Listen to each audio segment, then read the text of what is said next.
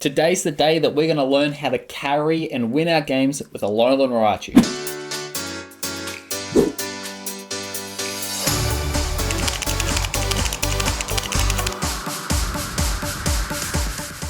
Whether you want to get some levels early in the jungle with Raichu or get the Quadra right down in the bottom lane, do you see that? With the Alolan Raichu's insane damage is busted.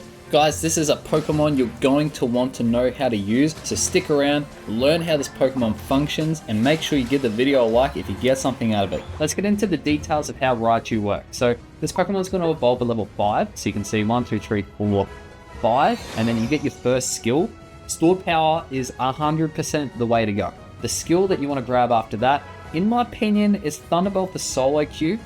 Because it kind of gives you a bit more range, which is more forgiving when your team is not frontlining as much for you.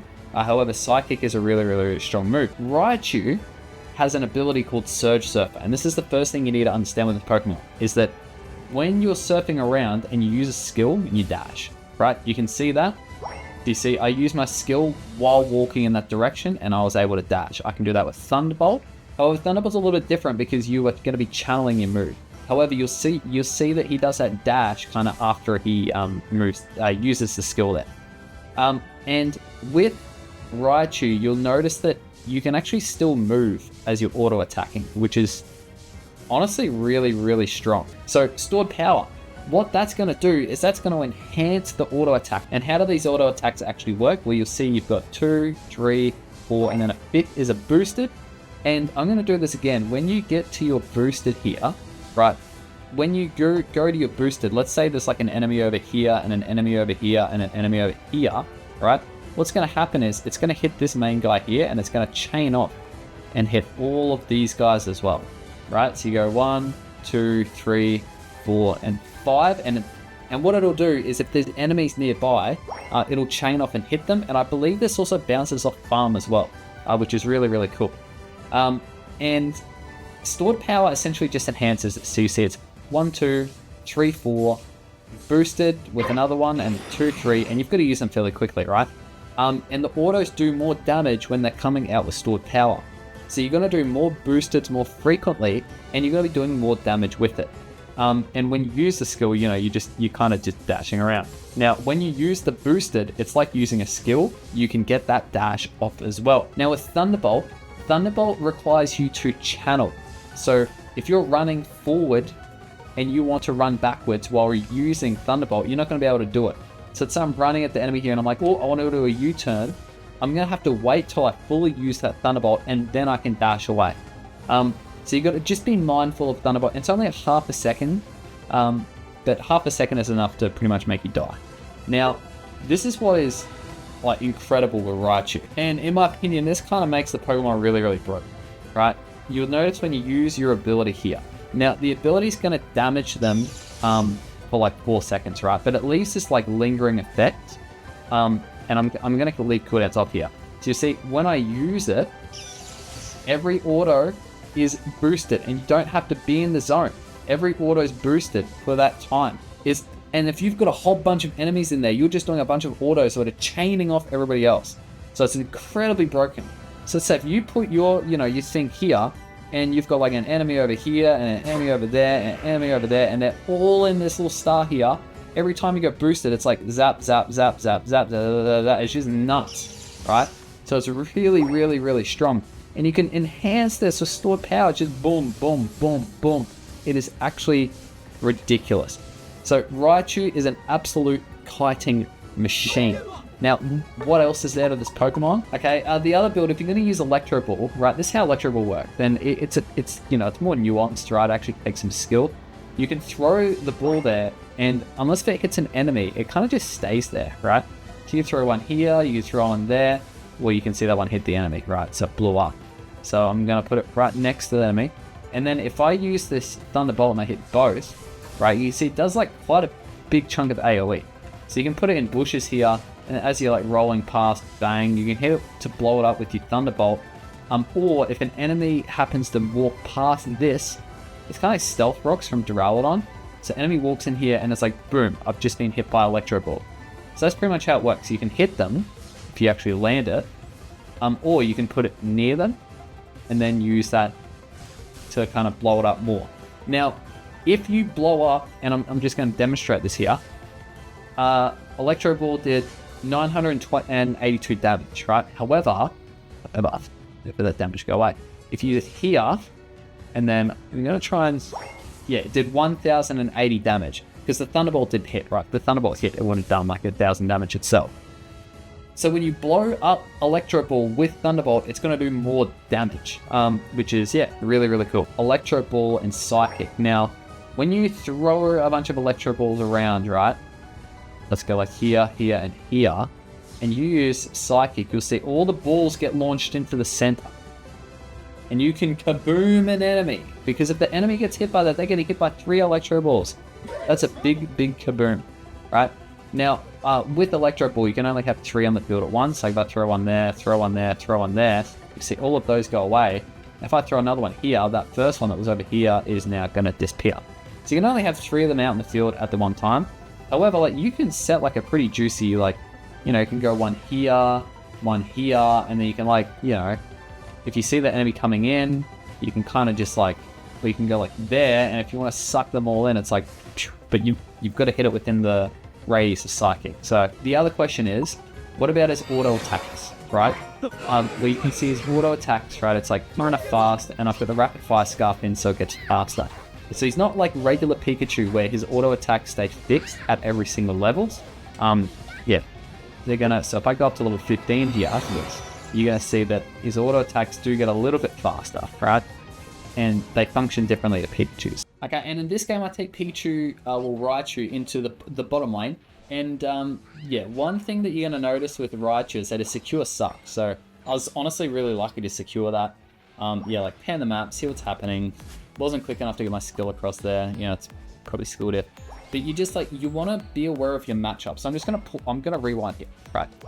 And like, this is deliberate. Like, this isn't me just like doing stuff for silly purposes, right? And I'm gonna explain this because some of you guys just don't know this.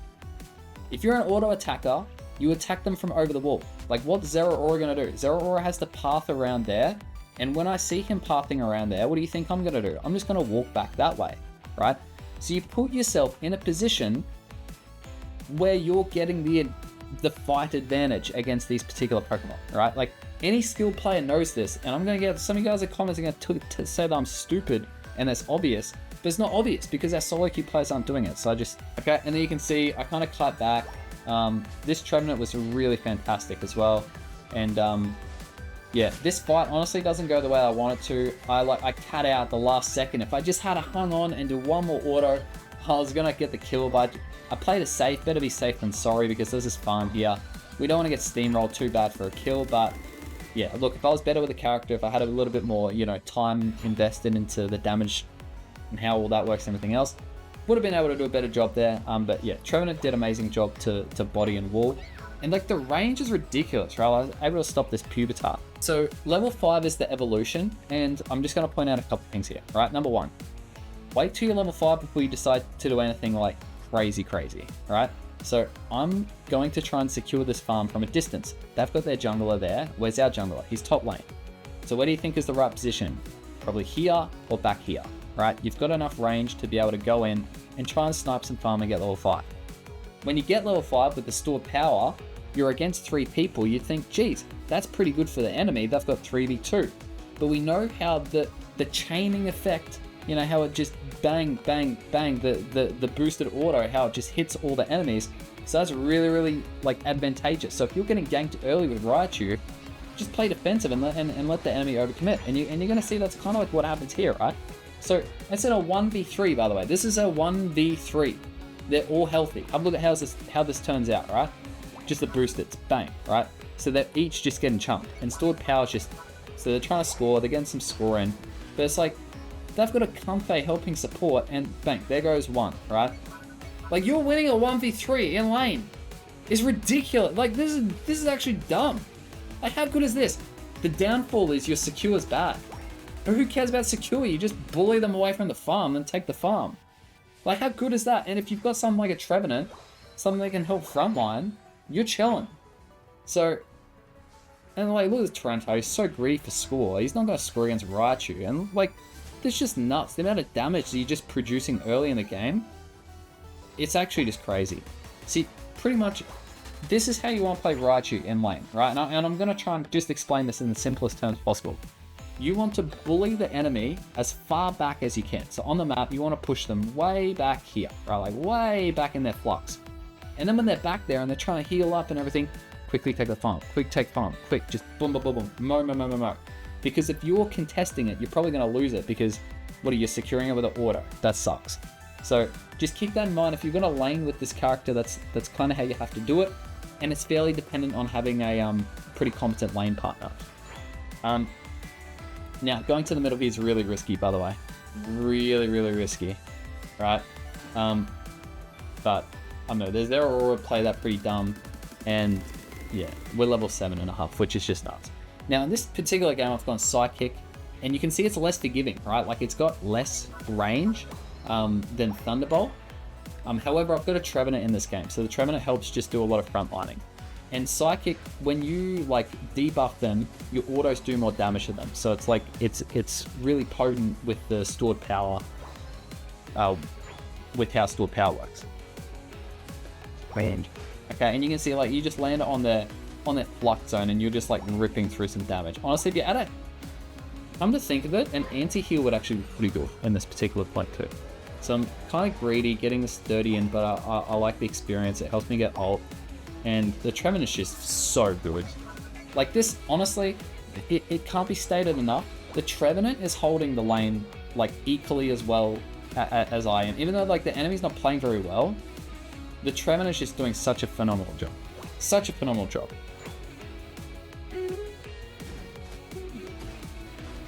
Okay, and you can see I'm kind of like overcommitting here. Honestly, I'm like, I'm limit testing a little bit with what can be done. But yeah.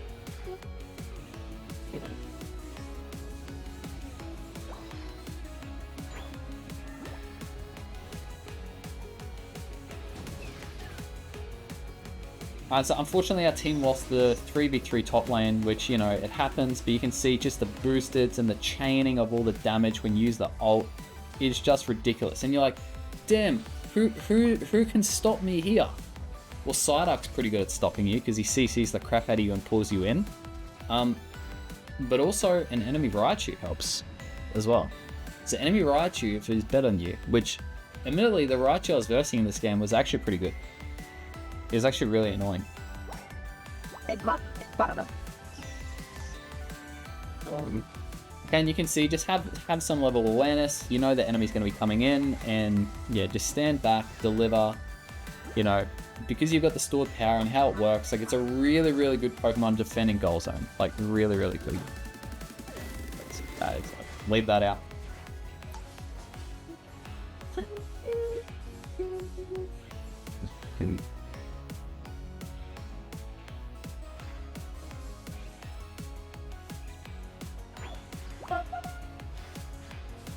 Okay, you'll notice Raichu's honestly a really good Pokemon at defending goal zone. Like the enemy's pushing here. Your ult just really good AoE damage. Psychic can help too, and you're just seeing like just back boosted. Clefable comes and saves my life. But we keep the follow-up action happening, just the kiting, and yeah, it's honestly it's a really, really strong Pokemon.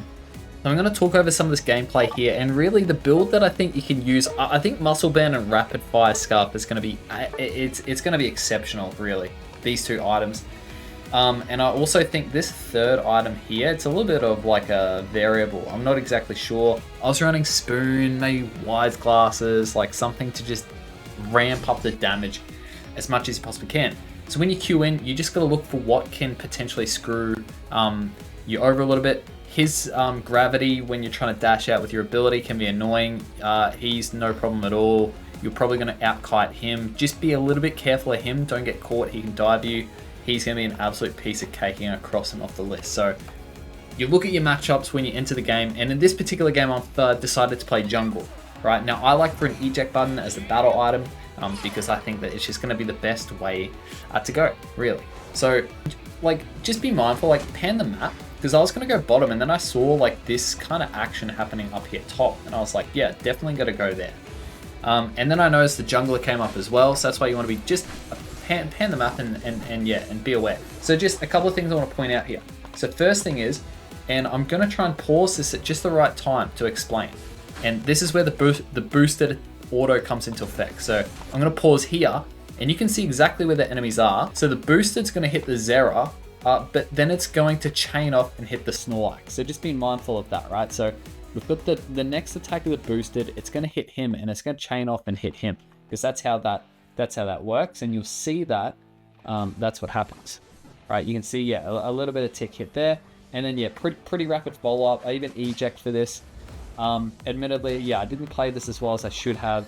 You can see here that, yeah, I kind of like get diffed a little bit here. But that's cool. It's a bit forgiving. I really should have been able to clean him up.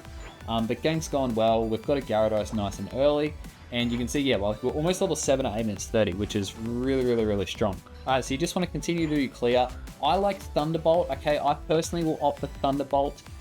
Simply because it's more forgiving in solo queue, right? It allows you to have just a little bit more range and be a little bit more further away than the enemy. Okay, so as the game progresses here, you can see we're kind of getting towards the first objective.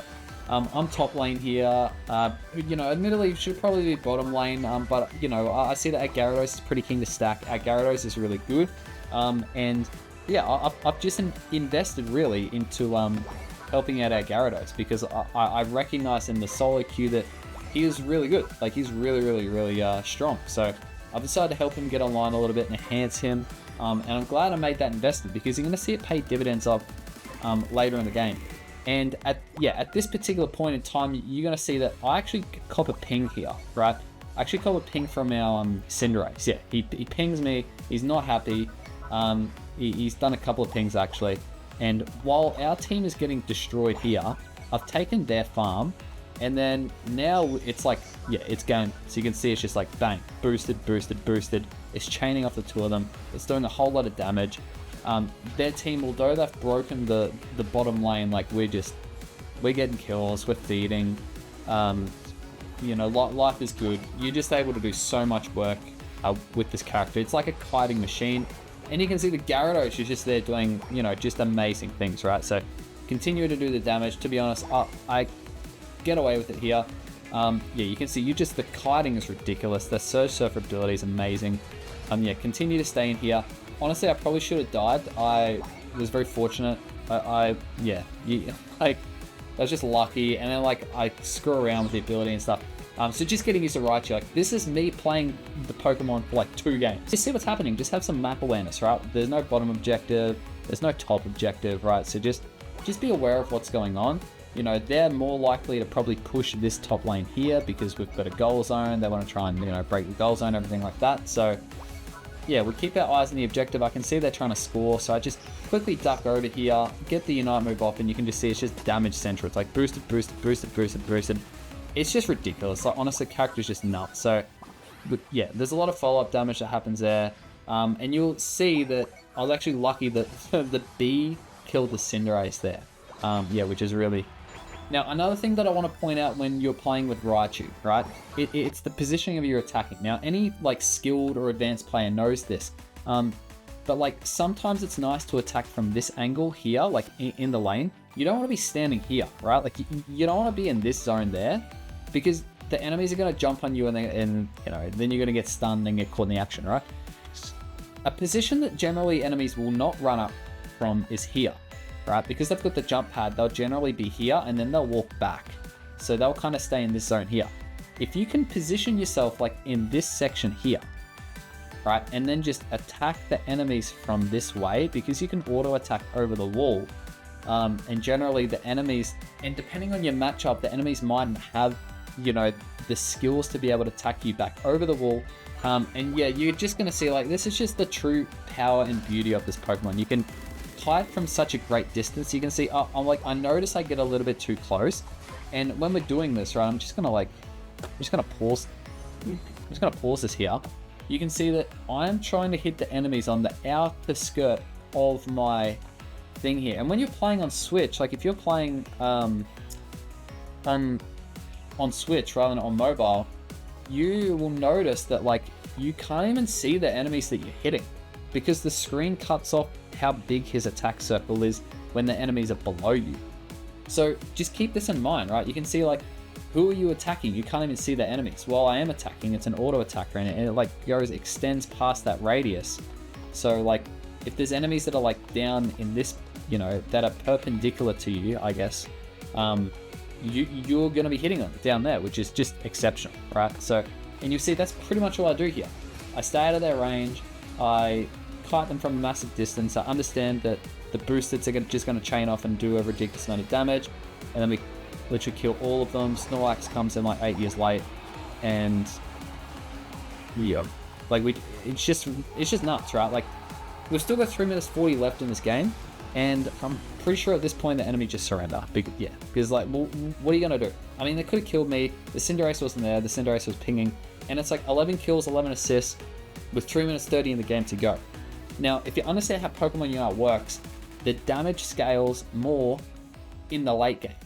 So when we see damage numbers like this, and you can see here the Gyarados was just exceptional, right? This is nuts.